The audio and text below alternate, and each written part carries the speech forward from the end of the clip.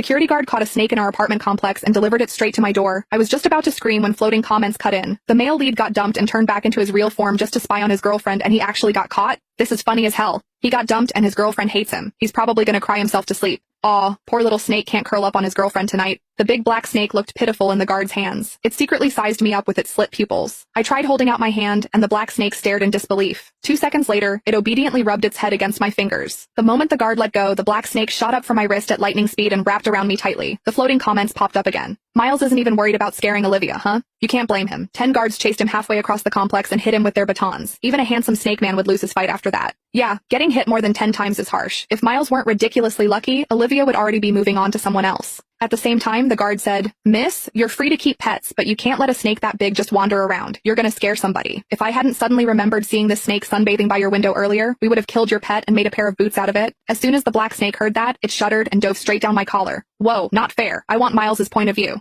Me too. Talk about turning disaster into a win. Miles seriously lucked out. I tried to soothe the snake tucked against my chest, then hurried to grab the watermelon I had just bought and handed it to the guard.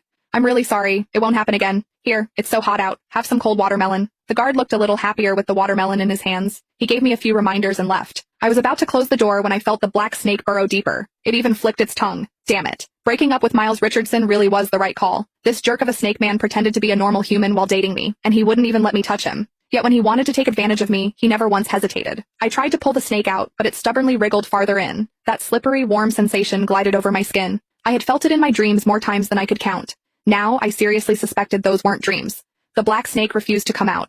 In the end, I had no choice. I let it curl up against me and fall asleep. Miles can finally sleep well. Ever since breaking up with Olivia, he hasn't been able to eat or sleep. He drank himself numb until he finally couldn't take it anymore and turned back into his real form just to see her. I peeked down through my collar at the black snake nestled inside. I didn't get it. Sure, I was the one who suggested the breakup, but he agreed to it too. The reason was simple. Miles wouldn't let me touch him. Imagine dating a guy with a perfect face, long legs, and abs, just to have him tell you he didn't want to get intimate with you. For a while, I even wondered if something was wrong with him, or if he was self-conscious of his size. But every time things almost crossed the line, Miles would grit his teeth, get up, and march into the bathroom to take a cold shower, leaving me alone in the bedroom to clean up the mess. Back then, I thought he must be in love with someone else, and he was saving himself for his one true love. Because of that, Miles and I ended up in a huge blowout fight. "Miles, are you even a man? If you are, then touch me." Miles clenched his fists. A long silence passed before he finally said, "I just want to wait a little longer, until you're ready to accept it." Accept it? Accept what?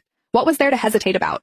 I might be a little old-fashioned, but Miles and I had been together for 4 years. We were already talking about getting married. I didn't care if some things happened sooner than planned. I tried to stay calm and told Miles, "I want this. Whatever it is, I accept it." But Miles just held his head and crouched. "Just wait a little more." I had waited 4 years. That day,